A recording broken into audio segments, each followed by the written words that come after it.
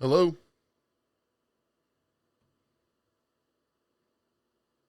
Can you hear me? Yeah, I'd say you were a little fuzzy there, but I can hear you. Okay, all right. Just wanted to make sure. It's nothing ever goes as planned here. So, Completely understandable, man. Hey, Jonathan, I'll say it. Welcome to American Whiskey. Thank you for taking time out of your day to join us and share your story of what's going on.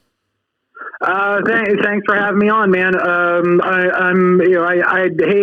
really don't want to say that it's great to talk to you because I really again just bringing it up, I'm already kind of starting to shake thinking about everything again.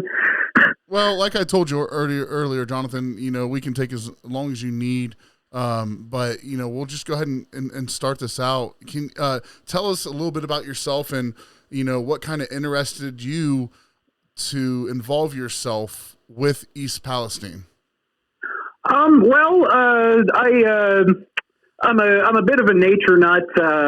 I do environmental consulting for a company called Ecological Associates LLC here in PA that specializes in reptile surveys. I've always had a big interest in wildlife. I, for a time, was a breeder of reticulated pythons. Gave that up, once I got kind of tired of breeding giant snakes for people that don't deserve to, own a parasite in their gut. Right. So once I turned to wildlife, that was the path I took, and that led me to an interest in the Eastern Hellbender, which eventually led me to East Palestine, and they're in Ohio's Hellbender reintroduction program. Okay. That's what actually got me in the streams around there, getting to observe nest box installations, surveys for the animals themselves, that type of thing. It only being a little over an hour from me, and the creeks up there at the time being so pristine, I spent a lot of time up there over the past couple of years doing underwater photography. So I was pretty familiar with the area around East Palestine. Even we used to go to Rogers Flea Market quite a lot. So again, it's not too far from home. Right. So was that something that when you say were you working with East Palestine then? No. This purely was us being kind of concerned. Of course, the reports from residents, being told that their drinking water's fine. Yeah. ODNR saying, oh yeah, it's fairly minor fish kill at first. That type of thing. It really kind of sparked our interest in being citizen scientists. Sam asked if I could help him go down to do some fish IDs. That he was planning on going and taking a look at Leslie Creek there. He actually was there Saturday. I joined him Sunday. Okay. But yeah, my God, man, is that ever a terrible situation down there? So, Jonathan, let me ask you this. Let's talk about from the moment that you were there till now. Okay. It was quite a shock, man. I mean, when we first got there, when we parked at this bridge and went down to the creek, and believe it or not, the first thing I seen was a school of what I believe were rosy face shiners, possibly spot fin shiners. Okay. They were smaller fry, so it was kind of hard to ID them without actually catching one. But yeah, there was a fairly large school there. But as we're watching the school, a couple started just going belly up right out of the school. Immediately after that, we started seeing the dead skull pin, the dead darters, dead stone rollers, inverts, you name it. So, like, while you're walking, are you walking upstream at this point? Oh yeah. Okay. You say we were in Leslie Creek. I got that nasty water. Probably 5 minutes into it, my wader started leaking. So yeah, I had total exposure to it. Right. And I'm sure a lot of the people that are listening now, you did a post on Facebook that it kind of just went everywhere. Yeah, doing that, it was a thing. I had a lot of friends curious about it. I knew it would probably get a little more attention than most of my posts, but yeah, I never expected it to blow up like that. So what was going on there? You guys are trying to identify some of these fish. You just said that your waders were actually leaking, so you're getting water inside of those. So you and Sam are in the midst of, East Palestine in the water. Oh yeah, we did 1.5 miles of Leslie Run up from Bull Run at the confluence. Again up about 1.5 miles. And yeah, as we went farther up Leslie Run, it just got more and more and more prevalent. The dead fish, those now famous plumes of just that nasty looking, oily looking stuff. Yeah. And it's the thing, I've been calling it vinyl chloride. I'm not sure if that actually is vinyl chloride. Really? Yeah, and again, that was one of the things. Sam was really adamant about taking the soil and water samples, which I have to say, everybody listening, he did an excellent job. Sam's pretty young, but he has all the skill of any seasoned wildlife biologist I've ever spent time in the field with. Yeah. So yeah, Sam was extremely meticulous with documentation of the all the dead wildlife that we were experiencing. The oil plumes. I mean that boy tacked everything down as good as anyone could. Yeah, and now Sam he raises fox, correct? No, that's actually Tyler, who I've had a lot of contact with over the past couple days.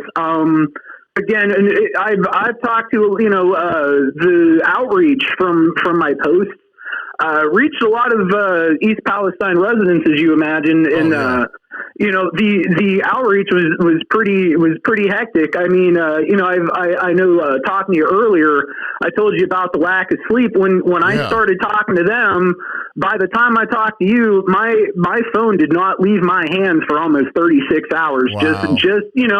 I just wanted to give, those people were reaching out to me, for answers. And it sounded like I'm a nobody in this, I just went along to help Sam, I tease some fish. I mean, and document some things myself. And it's like, I felt so guilty just telling them like, we took samples, we're going to get tests made or tests done, but I can't tell you much more than what you guys know. Right. And I mean, that in of itself is heartbreaking. My God, the stories these people have told me, I mean, it has crushed me, man. Yeah. Like, I listened to the interview you did with the woman from Negley, and her story is exactly the same as everyone's I've talked to. Honestly, I mean, not to take nothing away from her and her suffer. I mean, hers was kind of mild compared to some of the things I've heard. Yeah, that's what was heartbreaking for me. I mean, even the guys I do the podcast with, my wife. It's just like hearing their story. What you don't see is she's crying. We all hear, our eyes were watering just because we could hear the pain and struggle that was going on there. I mean, and happening still today. It's still. Oh yeah, they still don't have answers. I got a couple videos. Tyler's was just down there. Because again, they have mobilized a little bit more down there since the EPA, made their demands of the railroad to clean this stuff up or get fined triple. They put up another dam. They're trying to pump water, but the only thing they're pumping out of the creek, they're pumping the water out, and it's nothing but chemicals. Right. This rain that we've just had here. Well, I can't. Well, we experienced it too. Again, I'm an hour and a half away, but they got it up there.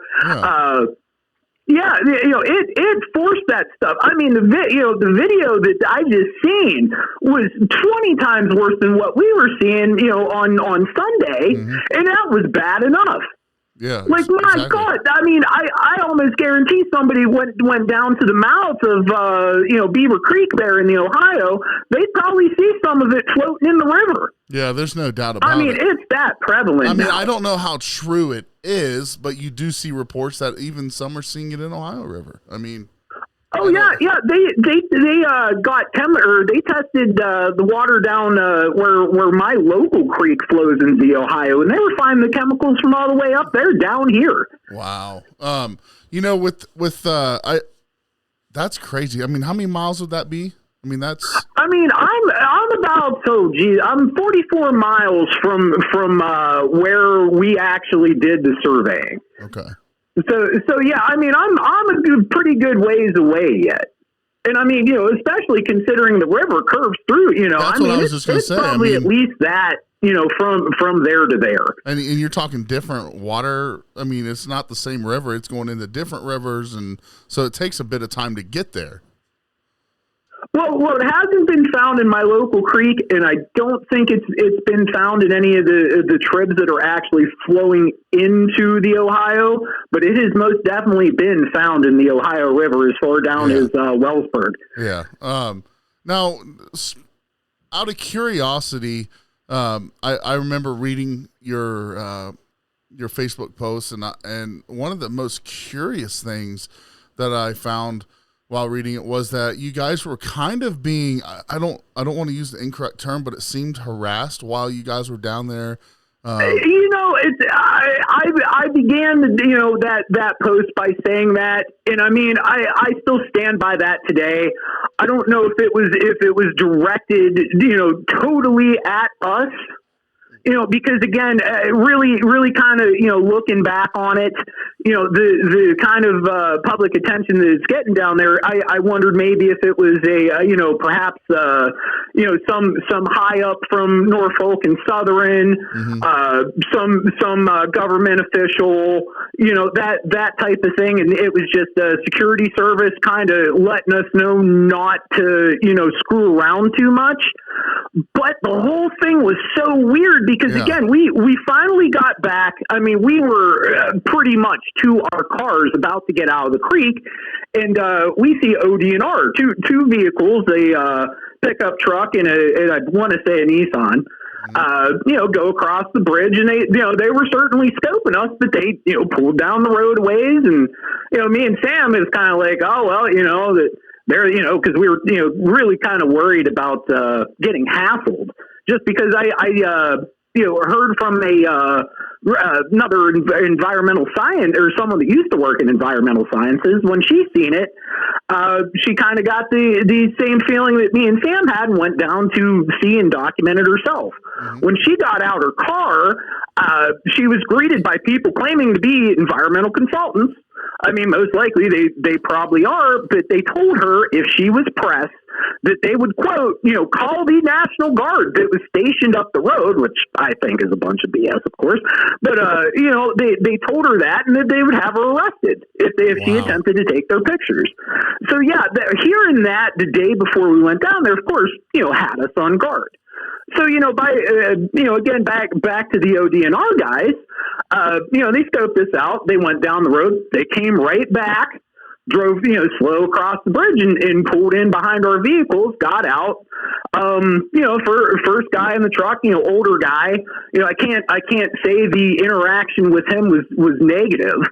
But yeah, we, asking us what we were doing there, who we were with, that type of thing. I told the guy, I was like, well, I'll give you 3 guesses and 2 don't count. And I mean, the smile on his face is just like, Yeah. So kind of probed us for that kind of information. Asked us if we've seen any dead fish, which, me and Sam kind of looked at each other like, well, yeah, I mean, look at our feet, man. And then he looks at us, he's like, oh yeah, well, we haven't seen any fresh dead fish since the 6th.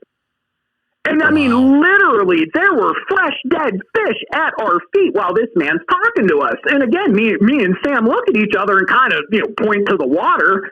And the guy says, oh, okay, well, you guys have a good day.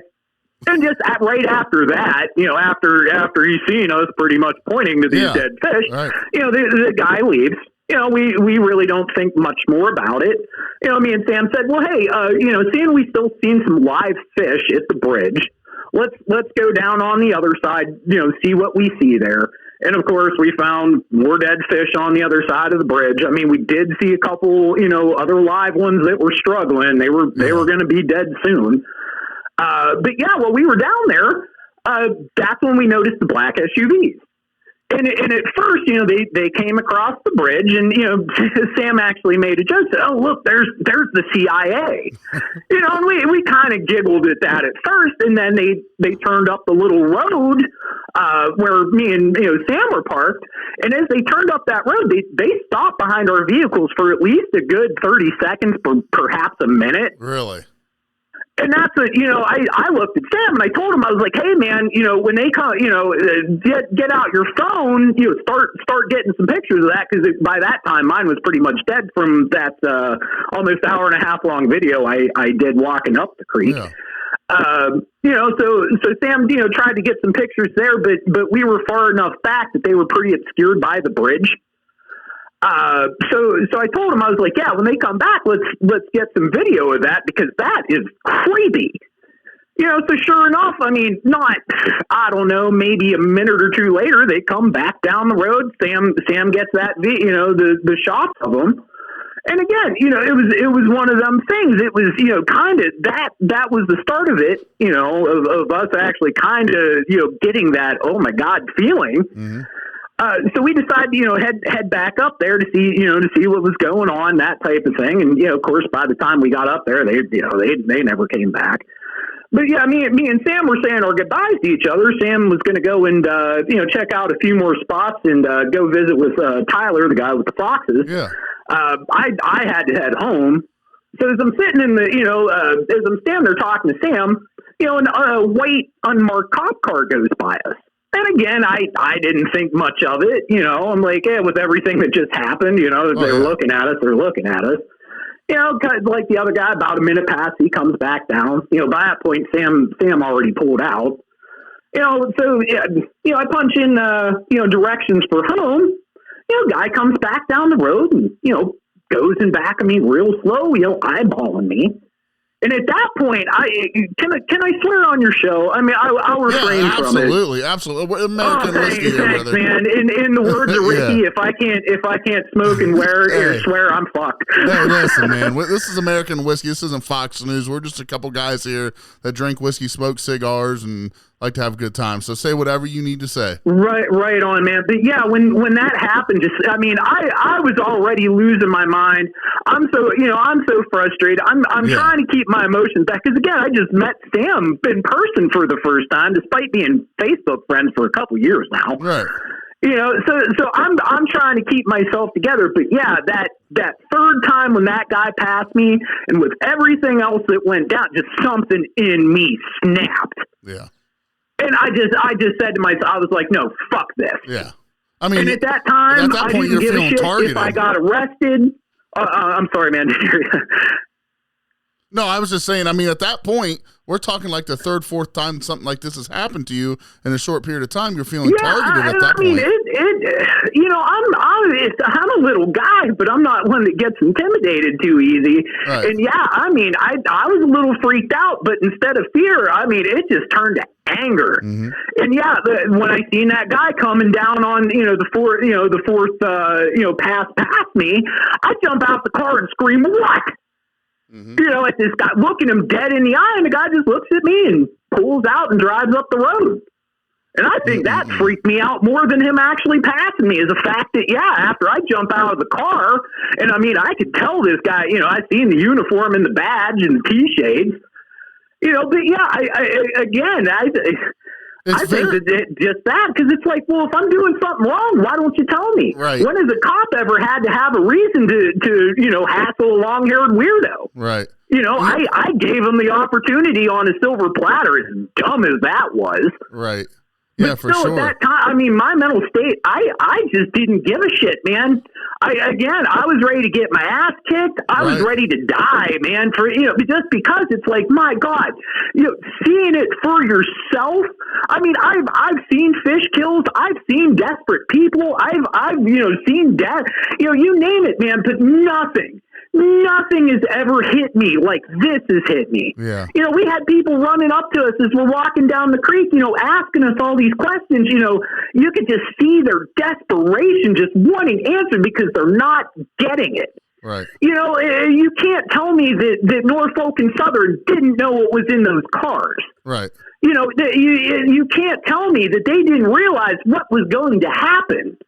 Yeah, and you can take that people, so far too. They just want to get on with their lives. Right.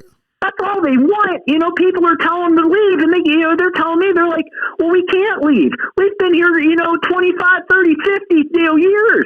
Generations of them have lived down there. Well, they don't want to leave. They can't afford to leave. That's the biggest thing. I talked to one woman that said, yeah, she just, she told her husband, like, hey, we got to try to get out of here. They looked into it and they can't afford it because nobody's going to want to buy their house. They still owe money on it.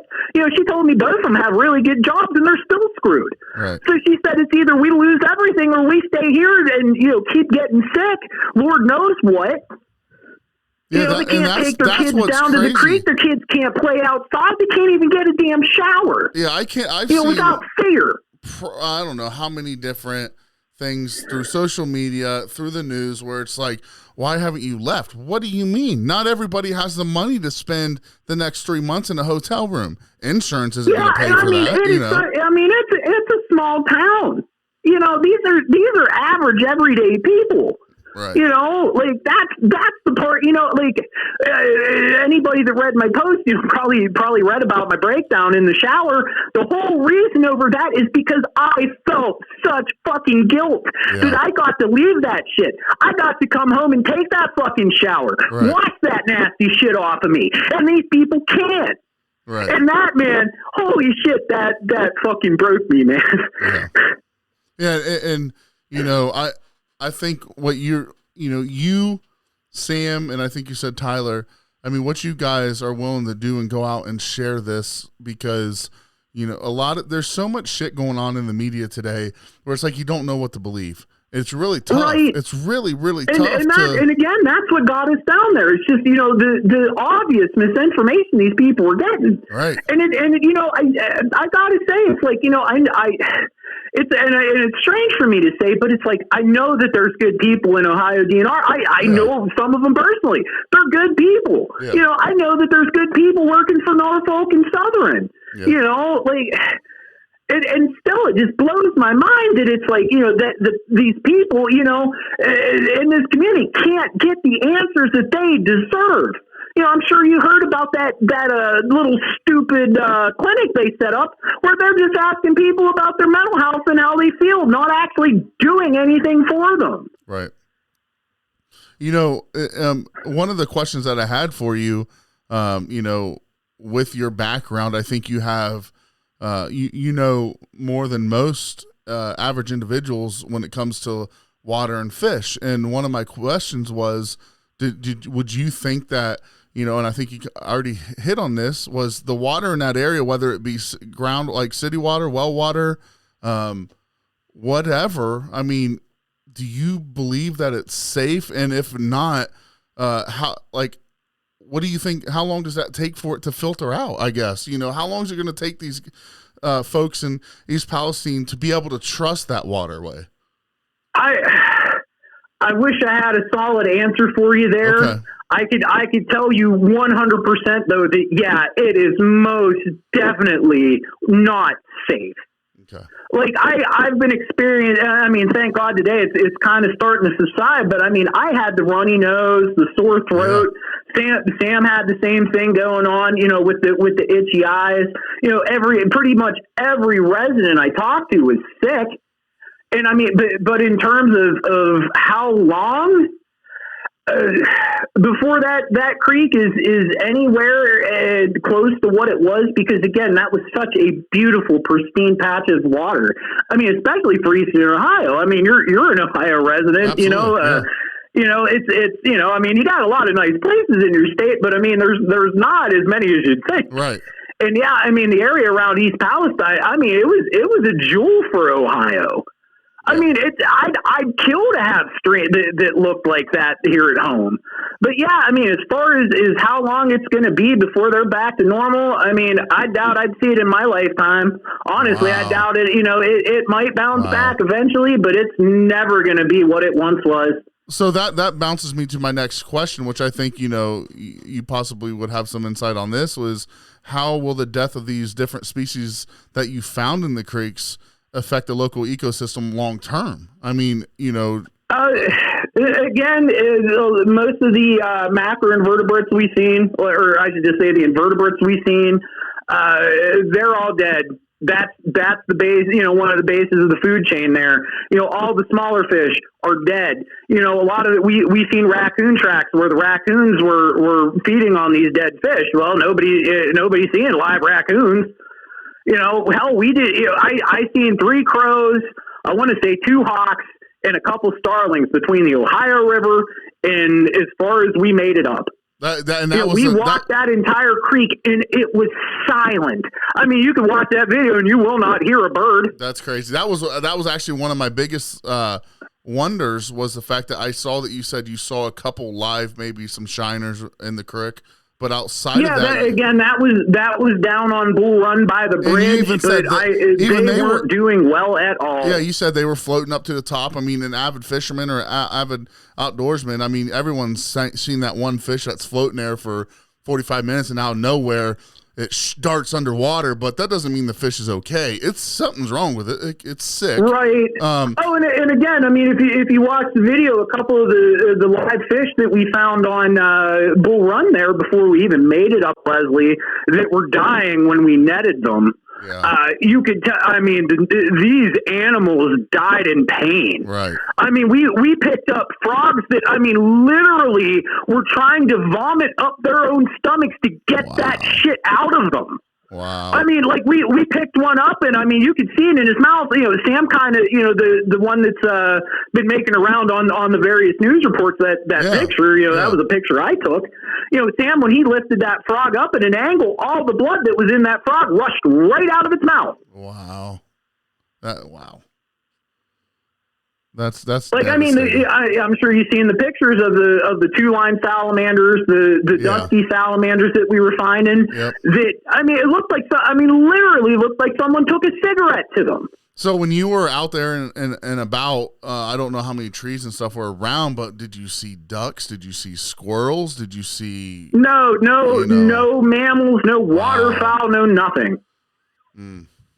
You know, we didn't, as warm as it was that day, we figured, you know, maybe we'd see some squirrels, you know, maybe a chipmunk, something like that, and nothing. You know, again, a big part of why we went down is, you know, of course, you know, me and Sam being really adamant about, you know, more citizen science type herpetology. Mm-hmm. You know, that was a big concern of ours. You know, was actually the fact that there was once records for spotted turtles right there in those wetlands where the train derailed. Wow. So yeah, Sam really wanted to go down and see if that affected spotted turtles, because I'm not absolutely sure if they are a state endangered or a state threatened species in Ohio, but they certainly have protection there. Yeah, and what's interesting to me and that breaks my heart is we're not hearing a lot about these, you know, there's so many animals out there that are losing their lives because of this disaster, and you're not seeing, I mean, I want to know how many of these animals are endangered or that are close to being endangered, that are dying. You know, these are things that the public needs to know. You said something very interesting. You said, this is the bottom of the food chain. Well, that is important for like raccoons, and for, you know, you said that raccoons are nibbling on these and eating these dead fish. How does that affect them? I didn't put the picture in the you know, the flow of the photos, just because I didn't want somebody to say, oh well, somebody, you know, cut the head off that fish or something. Right. You got. But we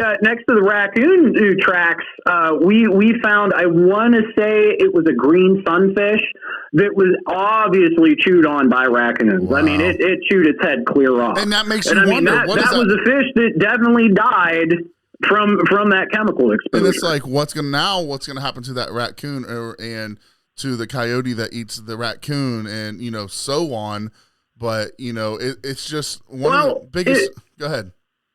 if it was anything like what happened to Tyler's foxes, Tyler has an ear infection right now. Yeah, 6 of his remaining foxes all have ear infections right now. Wow. Most are suffering from neurological issues. One, I believe, passed away, correct? Yeah, yes, it did. I mean, and that was a perfectly healthy fox. Oh, yeah, without a doubt. I mean, Tyler is such a great person. I mean, my God, does my heart go out for him. Because, again, dude, being an animal person myself, it's like, you harm one of my animals, you're going to end up dead. Right, right. Like, and it's I mean, I mean, for everything he's going through, I mean, you can tell he is in some serious pain right now, but I mean, I got to give him credit. He is one strong individual because he's keeping a pretty good head. But yeah, he can't, he's worried about paying for the vet bills. Yeah. He has aquatic animals he keeps that he's trying to find homes for because he can't do water changes on them. We need to try to do a GoFundMe if he has not yet, but that, try to get some money for him to where he can get these animals, relocated and in safe environments.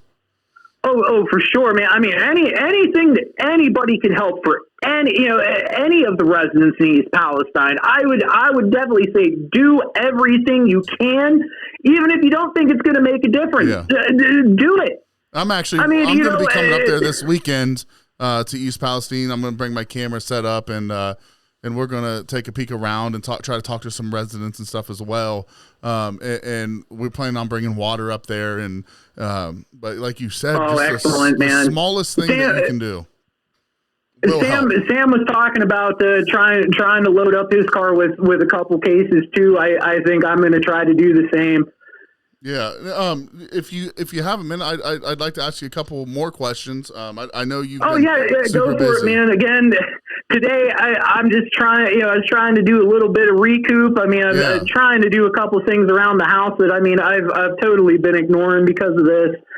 Pretty much the only official thing I had planned today was talking to you, man. Okay, well, at any point we can stop. But one of the questions that I had, the way I came up with this question was because I was going through a lot of your comments and trying to understand the people that shared your post and kind of figure out what they were coming from, like trying to understand them.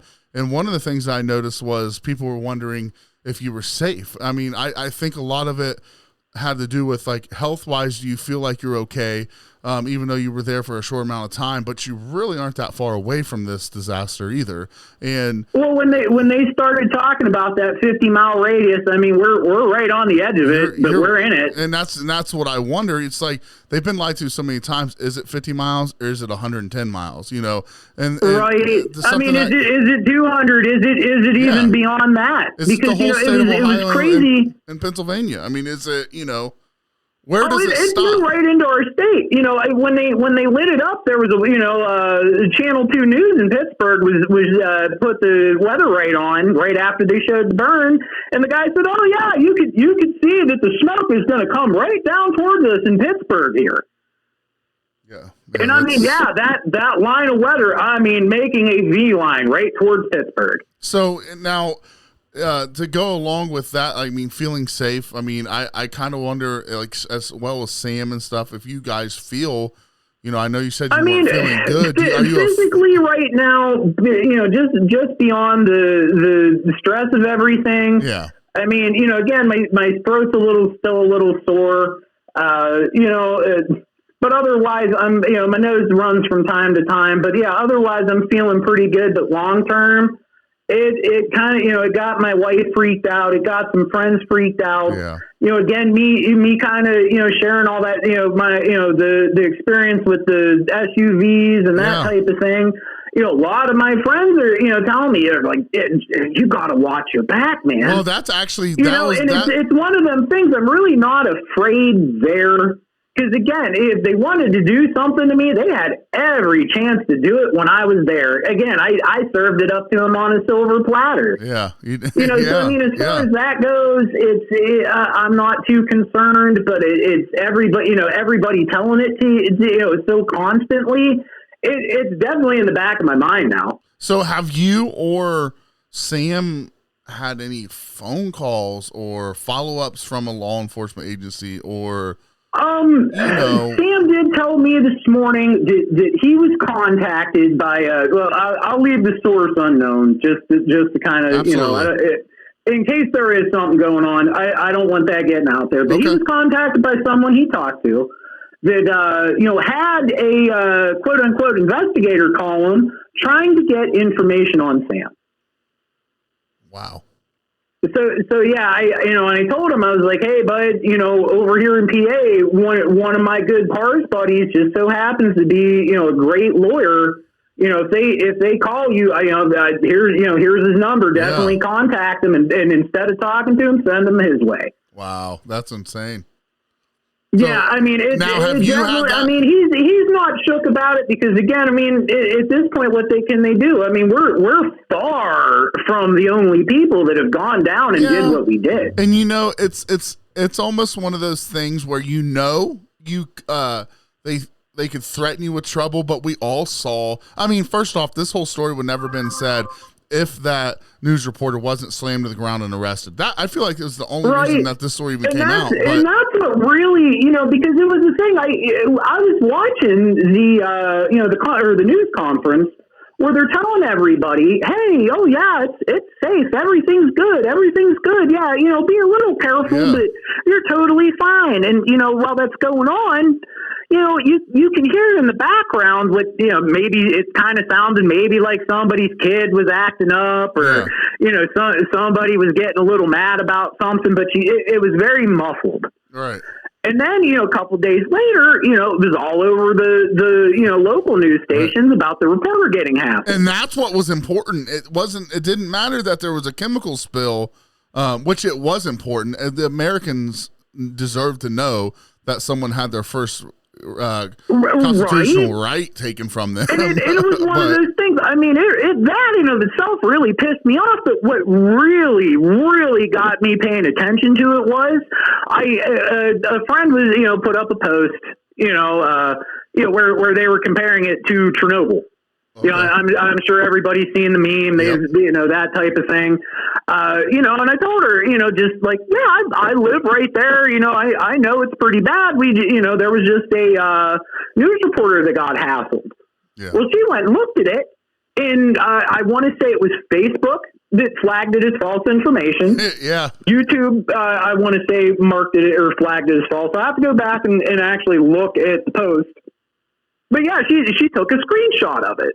Yeah, I tried. So I made that. I mean, you can go. It's still there on my news feed. Yeah. Where I said it. Just wanted to say, like, hey, everybody. Just as someone that doesn't live far from there, yes, that absolutely did happen. Mm-hmm. It was all over the local news for like 2 days.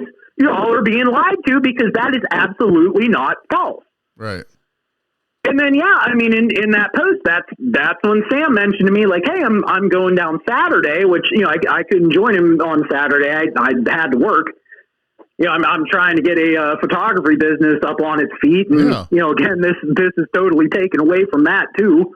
Yeah, no doubt. So he went down and he got a hold of me and he said, hey, I'm still up here. Would you like to join me again on Sunday? And I was like, of course, man. I'd like to help you out with the fish IDs and just see it for myself. Help you document. Yeah, and I don't think it's far fetched though for your friends to be concerned about you, though. Oh, not at all. Because all things considered, sometimes I kind of feel kind of foolish for. I don't want to say I'm not taking it seriously, but I'm not as concerned as most. I think... And I think a big part of that is just, at this point, I'm ready to go to war for them people. Yeah. If it costs me my freedom, it costs me a life, so be it. I've lived a good life. Yeah. Absolutely. Those people have no chance of doing that right now. Right. And if I can't stand up for them, what the hell kind of man am I? And that's what I found interesting about your story was the fact that it just seems like you're an everyday guy like myself. That's what I've been telling everybody. Yeah, it's like you got to realize I'm a nobody. Right. I'm pretty much broke right now trying to get this business on its feet. Yeah, I know that is. Yeah, I had a guy. It was hard just putting that little bit of gas in my car to drive over there. I had a guy that emailed us and was just going off because I was interviewing people from East Palestine and that I was just doing it for the money. First off, I have a full-time job. Second off, I spend money on this. I don't collect money at all in no way, shape, or form. But like it's like everybody I've known that has taken the time and put themselves at risk to go down there. Yeah, I mean everybody. And that's what I wanted to make. Nobody's looking to get anything out of it other than answers for that community. There are good people in this world, and Jonathan, you're one of them. You wanted to get down in there. You wanted to help somebody. You know, you wanted to do your part. What can I do to help? And that's what good people do. Is think about others, and so you went down there. You're dealing with the repercussions now, but you're wanting to still dive into it because you're wanting to fight for East Palestine. I won't stop until those people get everything that they deserve. And every one of them I talked to, I promised exactly that. Yeah, and that's how we feel. As American Whiskey, is our name is literally American Whiskey. We're not Fox News affiliated. We're not anything. We're just a couple guys. I tell you what, man. After I've talked to a lot of media, I've talked to a lot of documentary guys. But when you hit me up, I felt really good about talking to you just because of that. Yeah, I mean we're just a bunch of dads. One of the guys isn't the dad, but he will be sometime. But we're just a bunch of old guys, that just want to get this story out there because we're just intrigued. We're just as intrigued as the guy next door, as you, just like you. It's just like we're intrigued because there's something not being told and we want to tell it, and what you did, you told so much because it's still clear that I had so many people that were like, why were you so long-winded? Couldn't you summarize that? And the answer is no.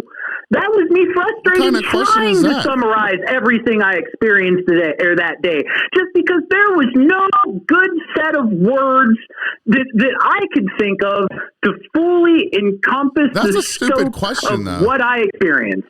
You could write a book, damn near. I mean, it's for sure. Just on the couple hours I was down there. Right. Here's another question that I have. This one may be a bit far, but do you believe this is being covered up? And if you do, why is it? What is it? Now, a couple people on my post kind of had a good point, and if I would have thought it out better, I would have worded things a little bit differently in terms of the media. But I feel I really kind of got to explain that because everybody that read that has to understand at the time. I seen the news on Saturday. I again happened to go out. I was lucky enough to use one of my buddy's computers to do some editing, so I wasn't even home. So I only got to catch like the one news report where they were saying the same exact thing that we've been hearing for days now. And then and as far as like national coverage, things like that, it really, I mean, the couple of them were talking about it, but nothing in detail. So, I mean, to say that it was a media cover-up, I don't want to go that far. Okay. But as far as Norfolk and Southern is concerned, oh, my God, those people might as well just be, waving it in front of people like, yeah, we are lying to you. Right. And, I mean, they basically are. That's what it seems. When they asked the Norfolk and Southern CEO, like, hey, did you guys clean up the burn site? And he said, oh, well, I can't comment. That tells you everything you got to know there. And the locals don't know anything because they're going up to two guys in the creek with waders with nets, and they're like, what's going on? Can you tell us anything? What do you mean you don't know? Sad, but East Palestinians seem to have a motto now, and I've heard a lot of them say it, and it's like, we might not be smart, but we're sure as hell not stupid. Yeah. And I mean, I gotta say, like, if anybody that would go down there and just take a look around, if you think it's all right, then I got a bridge I could tell you. yeah. I mean, I think that's a good point. It's like, first off, I've lived in Ohio my whole entire life. I mean, we're 3 hours from there, but really, that's not really that far. Right. But and I mean, geologically speaking, it's really not. Yeah, the way the crow flies, it is not far. Right. Now, it's interesting though that all these people are being they're coming up to some random strangers just wanting to know what's going on. It's just, to me, it's just like, wow, it makes no sense. Like, how many press conferences have been done? How many times has the president or the mayor or the town commissioner, or I think, heck, I saw something today, Donald Trump was there. I mean, I watched the video this morning right after I listened to your interview with that Negley resident. I did not get a chance to listen to it, but I'm like, it's like, and we still don't know anything, right? Like, so that's crazy, and it's wild that the people in East Palestine have no idea, because it's like some of them have kids, some have babies, so they have animals. It's like, are our kids going to be okay? What kind of future do they have? Yeah, 20 years from now. 20 years down the road, when they're growing some kind of horrible tumor right before they're about to start their lives. Do you remember the story? Like, my God, man! I think about all the shit I'm going through, and it's a drop in the friggin' bucket. And to next to just what the average resident's going through down there right now. And to think that the local governments don't want to cover things up, and I mean, even to the big dog government. But 30 years ago, in a town close to Cincinnati, there was a uranium leak. And they told the residents that, everything's okay. Well, it was the same situation. They were like, in a way, this is much worse. But oh yeah, we have the same thing going on right down the road in Canonsburg, PA. 20, 30 years later, it's the most radioactive city in the nation, because of the uranium dump that nobody knew about. And all those people are getting strange cancers down there. Yep, clusters of cancer are popping up over the United States, and you do not hear about it. I didn't know about the one in Pennsylvania. I knew the one that was local because my dad shared it to me a couple years back. Man, you could punch most radioactive city, in the U.S. into Google, and I'm on the, I've never looked at it myself, but yeah, it'll pop up. I've had plenty of friends tell me, look, Canonsburg's, the most radioactive city in the nation. But that's why it's being covered up. You know what I'm saying? Yeah. This stuff is being covered up because in 30 years from now, no one will talk about it. When there's cancer clusters in these situations, when East Palestine has a cancer cluster in 30 years from now, or less, or, just, I look at, people in their 20s that are going to end up, possibly getting sick in their 40s. It's like they want that to happen so that way we forget about the train derailment. It's not even going to be a thought. They're covering that up so that way they can cover their. And that's exactly it. That's why Norfolk and Southerns running around trying to throw $1,000, a measly $1,000 at residents for this shit.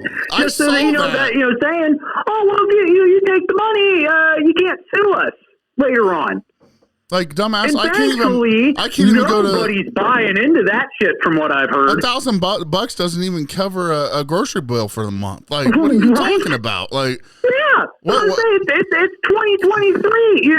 Like, you could burn for $1,000, in no time. Is Norfolk nothing these days? Are they going to pay for my medical bills in 20 years when stuff starts popping up? Are they going to? So that's exactly it.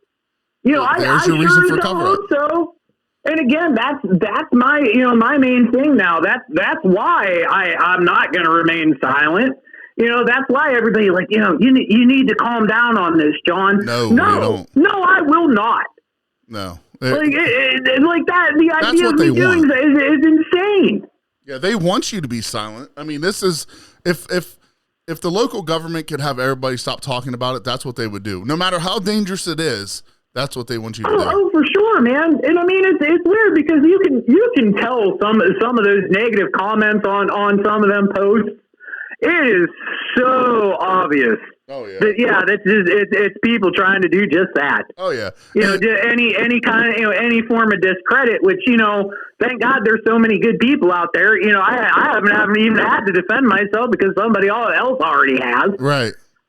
Not that I need to. Holy hell, everybody! There's no proof. Well, look on the damn timeline. Yeah, that's all the proof anybody should need. Are you blind? Believe that's East Palestine? watch the hour and a half long video. You can see that little yellow, inflated tube and a couple little, plastic pieces they put in there to try to push that shit back. That's been showing up on the news every day. I stepped over that, during that day. Yeah. So I want to change subjects a little bit. Are you cool with that? Oh, yeah, for sure, man. And here's why. Because I know you're going through a lot of shit. Your mind's been, when we talked earlier yesterday, you said, how just devastating this was for you, and you haven't been sleeping, you haven't been eating. So I want to change subjects to not even talk about that. I want to talk about the other half of this show, which is whiskey. And I have to say I very much enjoy that subject. Well, so if you go back and listen to our other episodes, majority of our episodes has to do with whiskey. And we just did on our last episode, we were talking about, an affordable whiskey that people enjoy, compared to expensive whiskeys that people enjoy. And I just want to know, Jonathan, what is your favorite whiskey? Oh, yeah, hands down. If I'm just walking in the liquor store, Jameson. I'm a huge fan of Jameson. That's a good one. I've actually recently discovered a local made whiskey known as Wiggle. Never heard Anybody of it. out there, if you have a chance to try it, I want to say it's from Bradford, PA. All right, so Austin. Oh, absolutely awesome stuff. It's like heaven on your tongue. Hey, we're gonna make that happen because Austin is our guy on this podcast that finds these crazy bottles. So we'll make that happen. I definitely suggest to you guys to try. What in the world was the other stuff? I just my buddy let me sip the other day before all this. Was it rare? It's another local made whiskey. Again, being a Washington County resident, I mean this is the home of the whiskey rebellion. I'm just right up the road from Neville Island, where the tax collector got tarred and feathered by a bunch of guys dressed up as women. Well, hell, we're gonna have to do an episode on your town. Oh man, we have a whiskey rebellion festival. That's amazing. Yeah, we do it Main Street every year, right around the courthouse, George Washington Hotel. Well, we're gonna have to look this up. So you said Jameson. So what is the rarest whiskey that you've tasted or bought yourself? Oh, that's a hard one. Sorry, I had to ask. I mean, I can't say I've ever really bought too many, expensive whiskeys myself. I've had a lot of friends let me try things, and I hate to admit it, I can't really remember the names of some of the stuff I liked.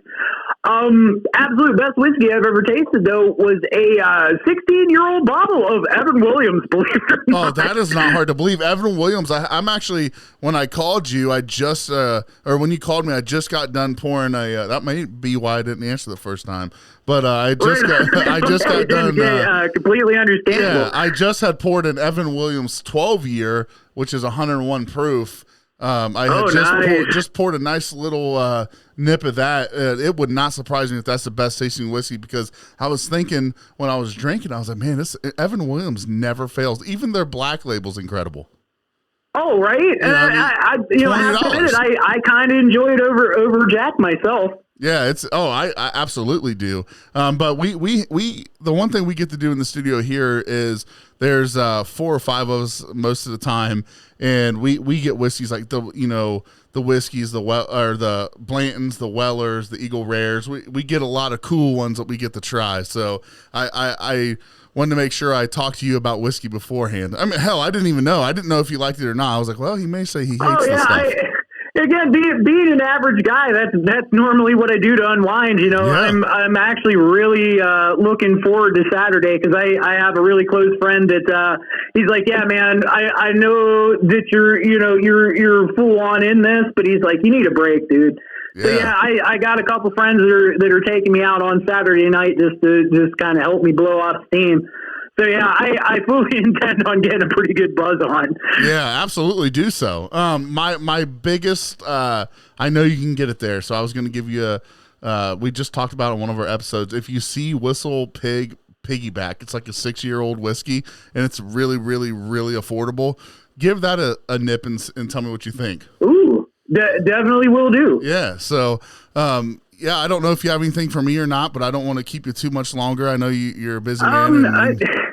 I mean, I could talk about this stuff all night, but it's just going to be me frustration repeating myself. No, man, you this platform, I created this platform for people, to drink whiskey and talk about their problems. So, I absolutely appreciate you coming on here. So it's your time. So if you have anything else, again, man, fine. I mean, I'm totally glad to do it, but yeah, I think, I mean, for now, I feel as though I covered, okay.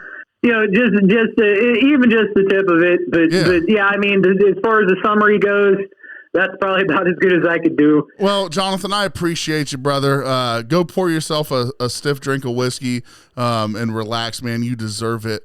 And thank you, brother. I much appreciate that. Absolutely. And thanks again for getting on here. And whatever we can do, if you guys are needing anything or hear of anybody in the East Palestine that's needing something, just let me know and we can make that happen. Excellent, man. Yeah, I'll definitely be in touch with you. All right, brother. You have a great night. You too, man. Bye. Bye.